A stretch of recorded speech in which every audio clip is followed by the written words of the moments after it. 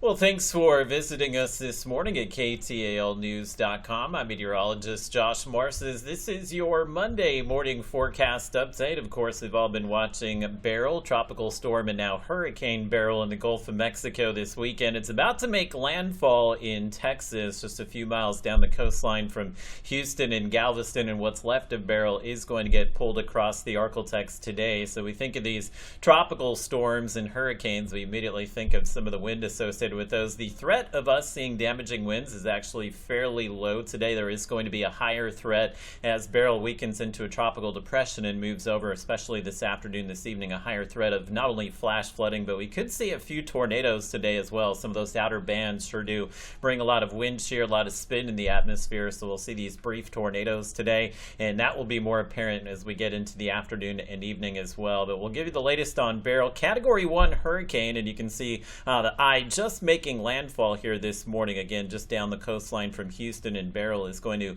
continue its trek to the north here. We'll begin to see some rain in deep east Texas and Louisiana by the late morning, but the majority of us will see the heavier rain set in this afternoon as well as this evening, as again Beryl likely a tropical storm, tropical depression as it makes its way into the ArkLaTex today. So I wanted to touch on the winds first. The chance of us seeing sustained tropical storm force winds, which would be about 40 miles per hour or higher, would be highest down towards Shelby and Russ County, but the winds will really drop off with this storm as it weakens, as it moves over land here today. We do have a wind advisory, so that wind advisory does call for easterly gusts about 20 to 30 miles per hour, maybe occasionally up to 40 miles per hour, and that could be enough to bring down some small tree limbs, maybe cause some scattered power outages, but I don't think the wind is going to be the most significant issue today. In fact, we'll show you the wind gusts here, which do show this afternoon, this evening, a lot of wind gusts over in Texas between 30 to 40 miles per hour, so that's where I would expect we would see most of the associated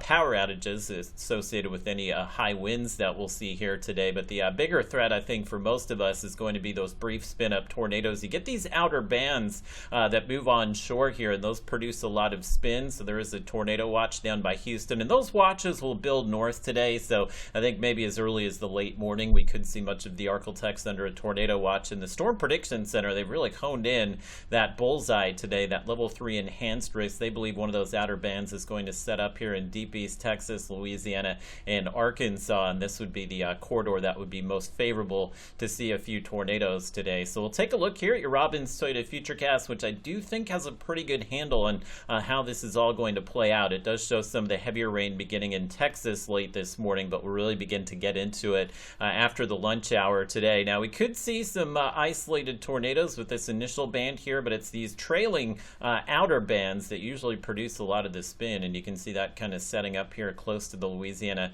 and Texas border, so that tornado threat will probably be ongoing until about sunset tonight. But I would expect after sunset we will begin to see that tornado threat wind down, and the heaviest rain will likely push out of here after midnight. But sometimes with these tropical systems you get these trailing bands which could set up and produce some heavy rain tomorrow. Futurecast isn't really showing that, but we have kept at least the mention of some strong thunderstorms and at least some heavy rain in the forecast for Tuesday. But once we get into, again, Tuesday afternoon, things will really begin to quiet down for us, and we'll have some dry time through the middle of the week here. No surprise, there is a flood watch. It does include areas as far east as Shreveport as well as Texarkana. I think the corridor of heaviest rain here will be across Oklahoma and Texas. I think ballpark, pretty good chance that most of you are going to see about 2 to 4 inches of rain from Marshall, Mount Pleasant, Idabel, and Texarkana. You see some of the red popping up there. There will be some bullseyes in there where we maybe see up to 6 or 7 inches of rain, so we can't rule out definitely some roadway flooding today as well. And obviously the rain and clouds today will